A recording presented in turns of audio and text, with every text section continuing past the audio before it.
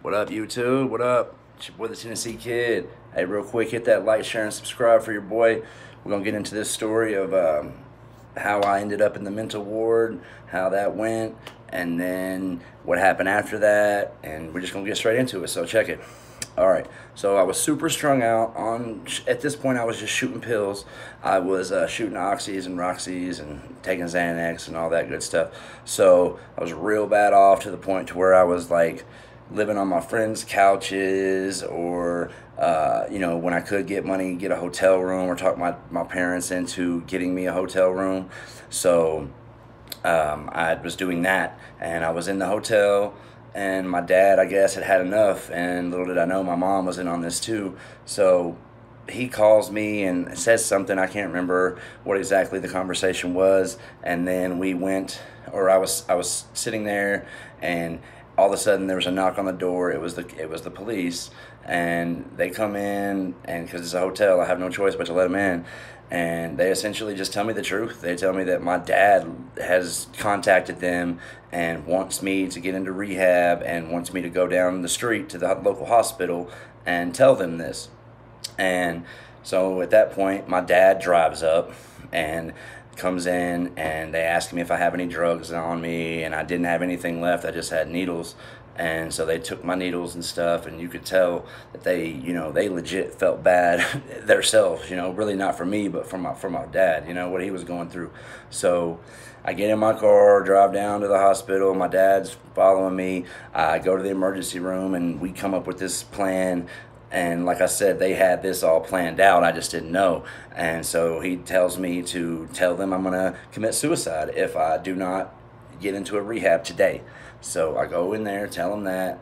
And so they're like bullshitting me all day long about what they're going to do. And I just keep telling them the whole time, I will go to any place, any rehab, any place. Just don't send me to Lakeshore, which is the mental ward. So like 6 hours goes by, and sure enough, they come in and they're like, all right, well, we've got we've figured out what your plan. And I'm like, well, what is it? I thought I was going to go to Peninsula. Nope, don't have insurance, so you're going to Lakeshore. So immediately I try to get up, and I'm like, nah, I'm good. I'm just going to leave. And they said, no. You've been involuntarily committed to this place.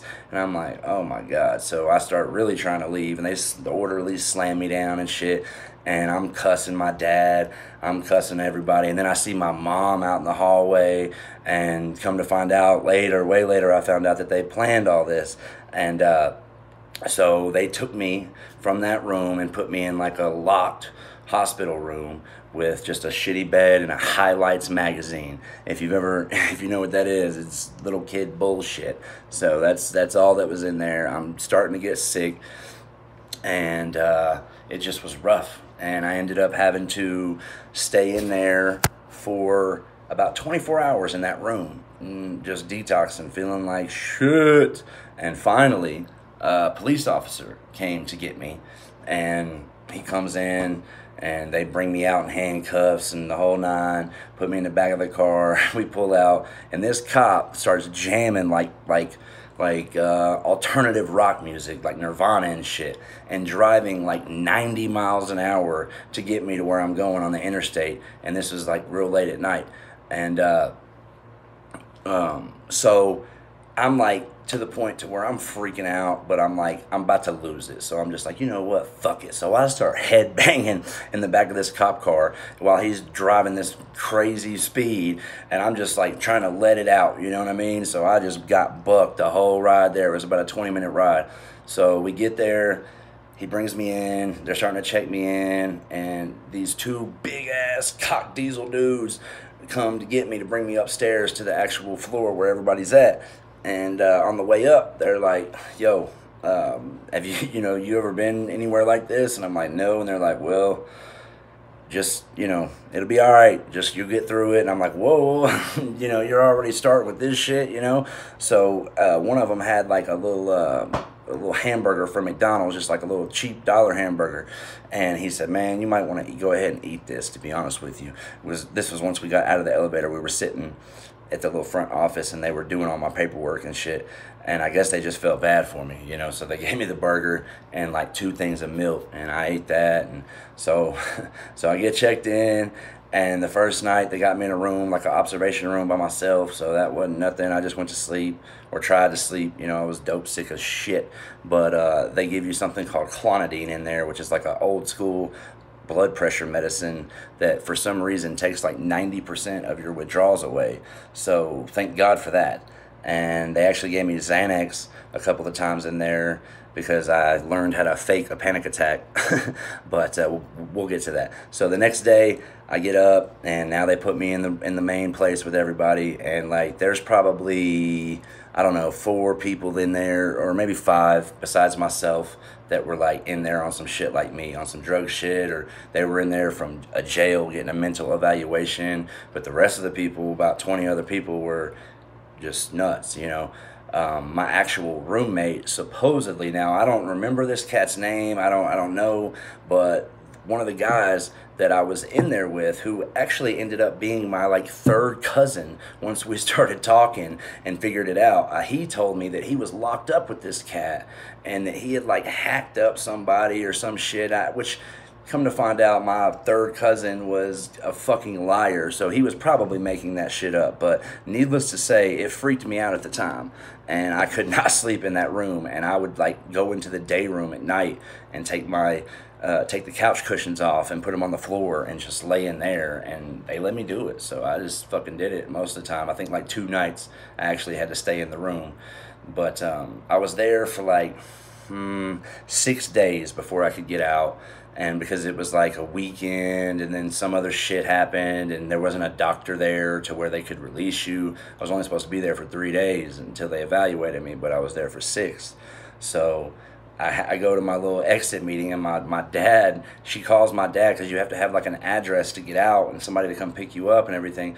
He tries to tell him to keep me, and I'm like, motherfucker, you better get me out of here. You know what I'm saying? Like, I was a little bitch boy, you know, trying to, you know, use my dad. But hell, I was trying to get out of an insane asylum, so excuse me, you know.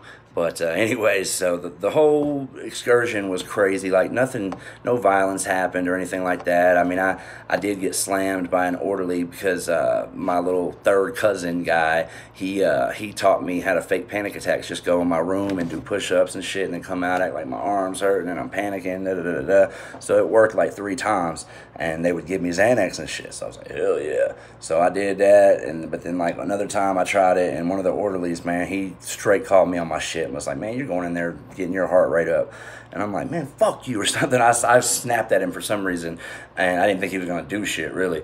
But he did. He slammed me and gave me a Thorazine shot, and then they put me in the real crazy room. Like, there's the regular hall where we're at, and then there's the crazy, crazy room with the people that can't even be in that hall. And they're just in one room, and they're observed all day long. And so I had to be in there for 24 hours because of that. But half of it I was Thorazined out, so I couldn't even move anyways. And then the other half, a homeboy I met in there, his name was Reese. Shout out to Reese, man. He was a cool cat. He was in there from a jail in Morristown, Tennessee, getting a mental evaluation. But he actually got in trouble on purpose so he could come in there with me, so I didn't have to be in there by myself. So that was real shit. So anyways, the whole trip was crazy, man. It was just, you know, what you think a crazy house would be like. Screaming at night, and just people fucking fighting over nothing, and just weird shit, man. And mostly me and those regular people that were just in there for drug stuff, we just stuck to ourselves and played cards in the day room and watched King of the Hill at night and shit. And so, I mean, it wasn't like no prison or nothing, you know. It wasn't no worry of being, you know, beat up or having to beat up somebody or anything like that. It was just more like, get me the F out of here. You know, this shit sucks, dude. You couldn't smoke cigarettes. The food was so bad. Jesus, man. This was in Knoxville, Tennessee, and so the food was driven on a truck every morning from Nashville. So by the time it got there, I mean, you could literally drink these eggs out of a straw. To this day, I will not eat eggs because of that fucking place. Like, oh my God, it was awful. So, anyways, so I finally get out of the mental place. My dad's there to pick me up. I got a pack of cigarettes in my pocket already from when I went in. And so I'm smoking a cigarette, feeling like, thank God I'm out, but, my dad had enough at this point. This was towards the end of my drug shit. So he was really like he didn't know what he was going to do, but he was pissed. So he had me set up to go to some rehab out in the country, out in damn near West Tennessee. So we took like a 5-hour drive out there, and it was like literally just the most raggedy country house, no air conditioning. There was electricity, but like everybody there, their main goal was to make sure that the leader of this place had their Kool-Aid, literally Kool-Aid, like their glass of Kool-Aid, always fresh and always with fresh ice.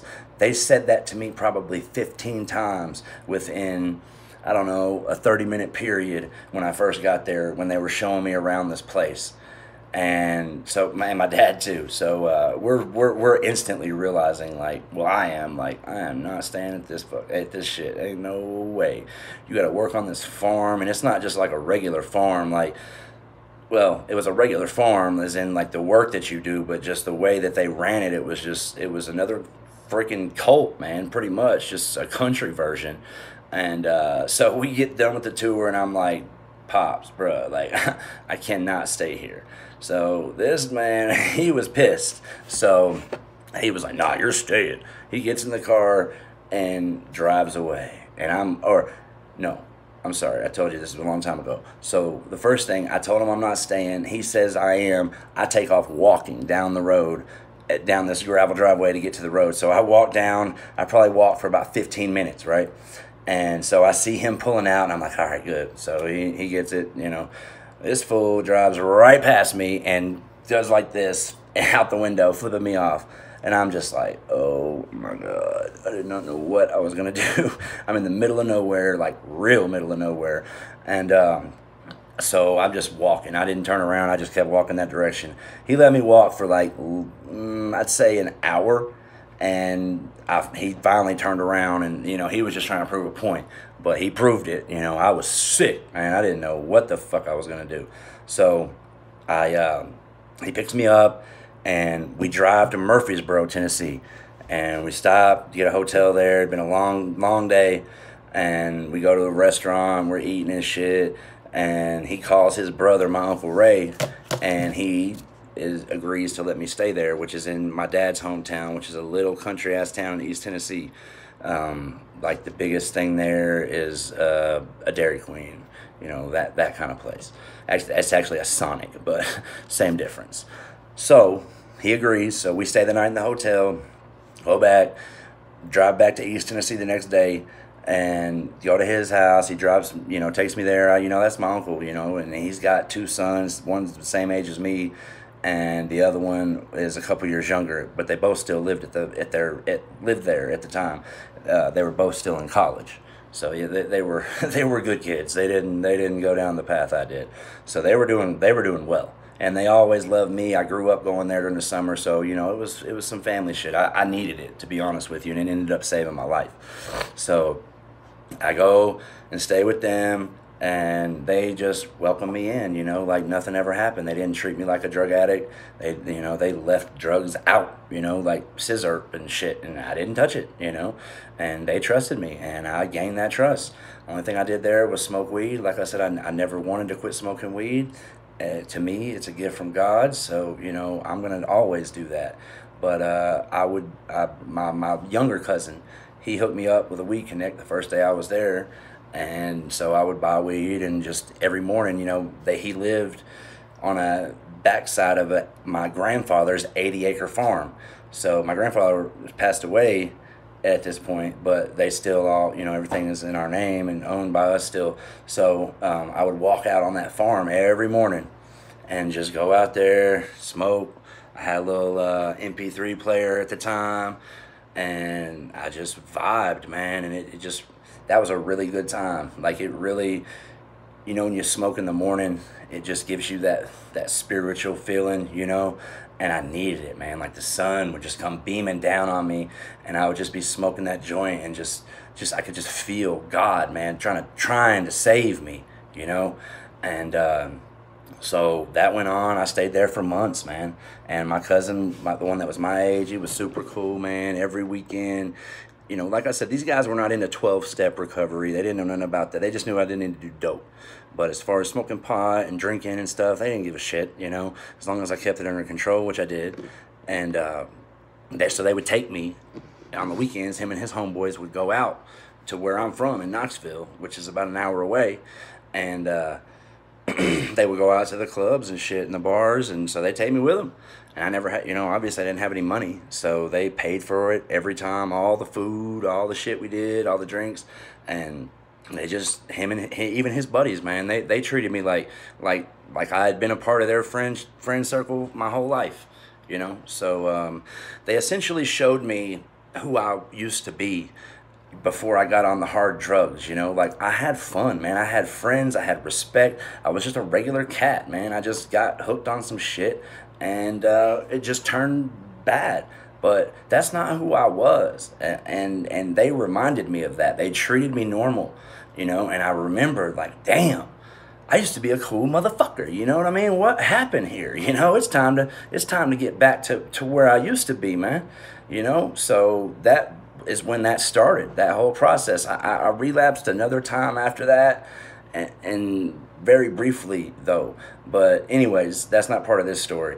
But this trip here where I lived with my family, it really brought me home, man. It really started the process of me remembering who I was, essentially.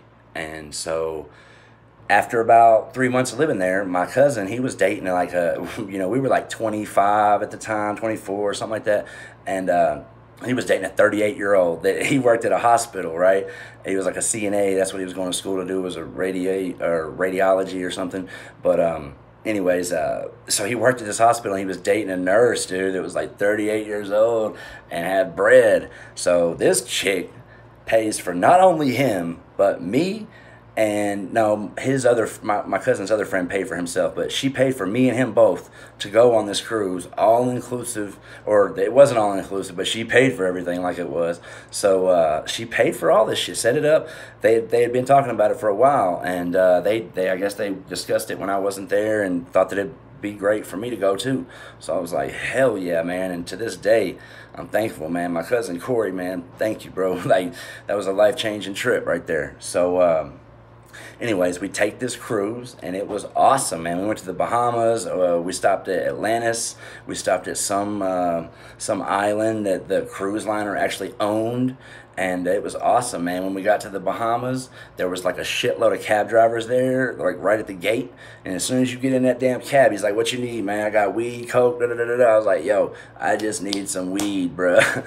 And my cousin, you know, his friend was like kind of anti-weed, but at that point, I didn't give a fuck. I couldn't believe this cat was offering me weed. So he had this big ass cigar box, and he just opened it up, and there's all kinds of drugs in there, man. So I bought, but I didn't want none of that shit, man. I was not on that tip. So I took the weed, and they took us to the cab dude dropped us off at some big ass mall at that Atlantis place. And so I split from them at that point. I'm like, yo, I gotta go. I'm going to smoke. You know, none of them smoked, but they didn't give a fuck that I did. You know, and I'm used to traveling alone. I've been a lot of places, so I like it. You know, so I went to a tobacco store, found me a little wrap, went to a bathroom, acted like I was taking a shit, rolled it up, you know, and then I hit the beach, man. And bruh, I don't know if the weed was good or I just hadn't smoked in a while, because I hadn't smoked in a couple days, because we had to travel to Atlanta and then take the flight and to Florida and all that shit. So I hadn't smoked, you know, and I don't think it was that, though. I really think the shit was fire. So I smoked, man, and I swear I could barely walk back. So now I'm trying to figure out how to get this weed back on the cruise ship. So I'm like, all right. So I get to right where the gate is where you start to walk towards the cruise ship for real. And there's like a bunch of gift shops and stuff. So I stashed that shit in a bathroom under a trash can. Like I took the trash bag out, put the weed under there, and put the trash bag back on it because I knew I was only going to be gone for a second. So I went, got back on the ship, seen how it was. Man, there wasn't shit. No security. There was one lady sitting there and a metal detector. And that's it. And then she wasn't even looking. So I was like, oh, hell yeah. So I went right back, got the shit, you know, cheeked it. No, I didn't put it up my butt, but I did cheek it. You know, everybody knows what that is, okay? So don't fucking hate on me. So I cheeked it and walked right in, and it was straight, man. It was awesome. So I had it the rest of the time. So I would go to the back of the boat when I wanted to smoke, roll up, and I would take everything with me. All the weed that I had, I would take it with me, all the paraphernalia, and I would keep it in my hand. And I would be literally sitting on the very back of the cruise ship, and smoking. So if anybody come, I just throw all that shit, and they ain't catching me with shit. So, but nothing ever happened. I never had one problem. People were walking by, nobody said a damn thing. I actually met a cat on there. Fuck, what did he go by? I think his name was B or some shit, I don't know. But he smoked with me. So the last night when we were on the cruise, we're like literally pulling into the port of Miami, and we're finishing the last blunt, you know, pulling in, the sun's coming up. It was great, man. God was smiling down upon the kid right here. So yeah, man, so that happened. We go back home, and later on, like a month or so later, I ended up running into one of my other cousins that was on the wrong side of the law, like a mother effer. And I'm trying not to cuss. I know I've cussed a lot in here, but trying not to at least. But so I ran into her at a gas station, and I ended up going hanging out with her and her boyfriend and shit, and they was all still in the drugs, and it all went downhill after that. And I had another tumble and went down the rabbit hole again. And then after that is when the last trip, and that's when I ended up in Hawaii. And we'll continue the story later of what happened and how I got to Hawaii and in between and what happened afterwards. And so anyways, man, there's the story. I appreciate you guys listening. I appreciate all the love. Check out this video, and I got a bunch more. I've got a new one that I just wrote, a real good rap, man. I haven't wrote a rap in forever, and for some reason it just came to me, so I wrote it, and it's fire. So the second to newest video is that. So check it out. Like I said, salute. Appreciate all the love. Share, like, subscribe. Peace.